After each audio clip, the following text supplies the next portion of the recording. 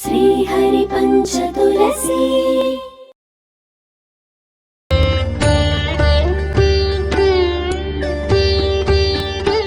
భక్తివన్ ప్రేక్షకులకి ఆంగ్ల సంవత్సర శుభాకాంక్షలు. ఆంగ్ల సంవత్సరం కాబట్టి ఆంగ్లంలోనే చెప్పుకోవాలి, మన తెలుగు సంవత్సరం అది కాదు. ఇది ఆంగ్ల సంవత్సరం కాబట్టి wish you happy new year. శ్రీమద్ వికనస గురవే నమః. 1/1/2024 స్వస్తి శ్రీ చాంద్రమాన శోభకృతనామ సంవత్సరం దక్షిణాయనం హేమంత ఋతువు మార్గశిర మాసం కృష్ణపక్ష పంచమి సోమవారం. ఈరోజు పంచమి మధ్యాహ్నం 12:17 వరకు, మఘా నక్షత్రం ఉదయం 7:17 వరకు, అనంతరం పుబ్బా నక్షత్రం వస్తుంది. వర్జ్యం సాయంత్రం 4:09 నుండి 5:55 వరకు. దుర్ముహూర్తం మధ్యాహ్నం 12:24 నుండి 1:08 వరకు. మళ్ళీ మధ్యాహ్నం 2:36 నుండి 3:20 వరకు దుర్ముహూర్తాలు. సూర్యోదయం 6:34, సూర్యాస్తమయం 5:32. అమృత గడియలు రాత్రి 2:48 నుండి 4:34 వరకు. రాహుకాలం ఈరోజు ఉదయం 7:30 నుండి 9 వరకు రాహుకాలం. శుభ సమయం 6 గంటల నుండి 7 గంటల వరకు శుభకాలం. సాయంకాలం 5 to 6 వరకు శుభకాలం.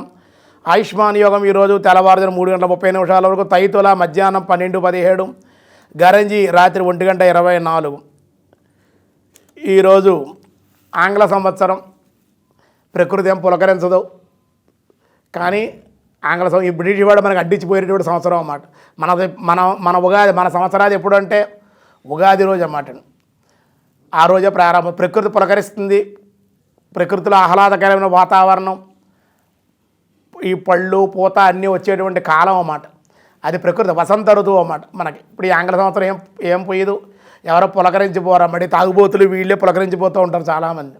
కాబట్టి దీనికి ఏం స్పెషల్ ఏం లేదు, ఇంగ్లీష్ కూడా అంటించిపోయినటువంటిది. కాబట్టి ఆ లెక్క ప్రకారం మనం అందుకే తెలుగు క్యాలెండర్లు రావాలి. మన తెలుగు క్యాలెండర్లు వస్తేనే మనకు ఇంకా తెలుస్తుంది ఏంటంటే చైత్రమాసం, వైశాఖం, జ్యేష్టం అలా ఆ విధంగా మనకు తెలుస్తుంది అన్నమాట. ఇప్పుడు జనవరి, ఫిబ్రవరి, మార్చి, మే అనుకుంటున్నాం అన్నమాట మనం. కాబట్టి ఆంగ్ల సంవత్సరం అనుకోండి. ఇంకా ఈరోజు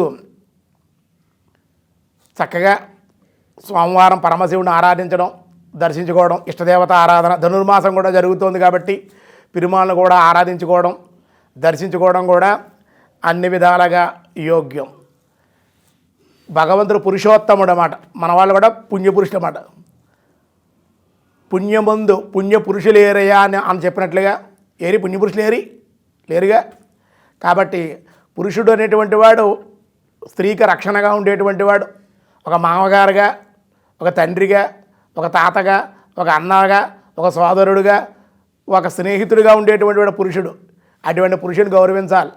పురుషుని గౌరవించకపోతే స్త్రీకి విలువ లేదు అని చెప్పడం జరుగుతుంది అన్నమాట.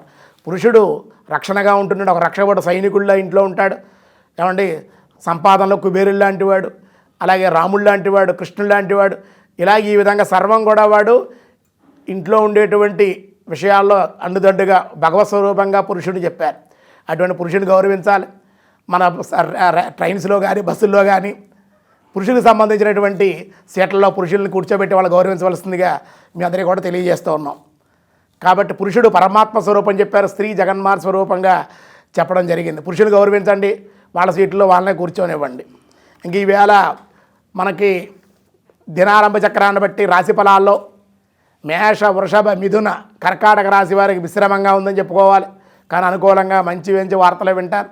అలాగే సింహ, కన్య, తుల, వృశ్చిక రాశి వారికి అనుకూలంగా ఉంది. ధనస్సు, మకర, కుంభ, మీనరాశుల వారికి మిశ్రమంగానే ఉంది అని చెప్పడం జరుగుతోంది. ఈరోజు భగవద్గీతలో మనకి 12వ అధ్యాయంలో కృష్ణ పరమాత్మ ఏం చెబుతున్నారో చూద్దాం. పార్థాయ ప్రతిబోధితాం భగవతాం నారాయణేన స్వయం వ్యాసేనాగ్రదిత పురాణమునినా మధ్యే మహాభారతం అద్వైతామృతవర్షిణీం భగవతీం అష్టాదశాధ్యాయినీం అంబాత్వామనుసందదామి భగవద్గీతే భవద్వేషిణీ సమశత్రౌ చ మిత్రే చ తదా మానాభిమానయోః శీతోష్ణ సుఖదుఃఖేషు సమసంగ వివర్జిత అంటున్నాడు అన్నమాట అండి. శత్రువుల ఎడల మిత్రువుల ఎడల సమభావంగా మెలగాలి, ఎప్పుడు కూడా సమానంగా ఉండాలి. శీతోష్ణ సుఖదుఖాలు మొదలైన ద్వంద్వాలు ఏవి కూడా సమానంగా స్వీకరించేటువంటి వాడు. దేని మీద కూడా ఆసక్తి రహితుడై ఉండాలి. ఏ విధ కూడా దేని మీద ఆసక్తి, సాధన చేసేటువంటి ఆసక్తి అనేటువంటి దేని మీద ఉండకూడదు. తుల్య నిందాస్తు తిర్మౌని సంతుష్టో ఏన కేనచిత్ అనకేత స్థిరమతి భక్తిమాన్ మే ప్రియో నరః.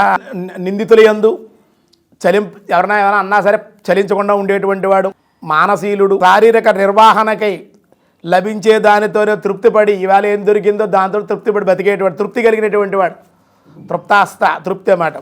నివాస స్థానం కలిగినటువంటి వాడు, దానికి తృప్తి కలిగి నివసించేటువంటి వాడు. నాకు అది లేదు, నాకు ఇది లేదు అనుకునేటువంటి వాడు కాదు, ఆశకు పోయేటువంటి వాడు కాదు, దురాశకు అసలే పోవడం అన్నమాట వాడు. మమతాసక్తులు లేనిటువంటి వాడు, దేని మీద ఆసక్తి ఉండదు, మమత ఉండదు, అలానే ద్వేషం కూడా ఉండదు. అటువంటి వాడు స్థితప్రజ్ఞుడని, వాడు నా భక్తుల్లో శ్రేష్ఠుడు, వాడంటే నాకు ఇష్టం అని చెప్పి శ్రీకృష్ణ పరమాత్మ భగవద్గీతలో ఈరోజు ద్వాదశోధ్యాయులు తెలియజేస్తున్నారు. మిగతా విషయాలు తెలియజేద్దాం. మరి ఒకసారి భారతీయులకి, ప్రవాస భారతీయులకి భక్తి1 తెలుగు 1 తరపున మీ అందరికీ కూడా wish you happy new year 2024.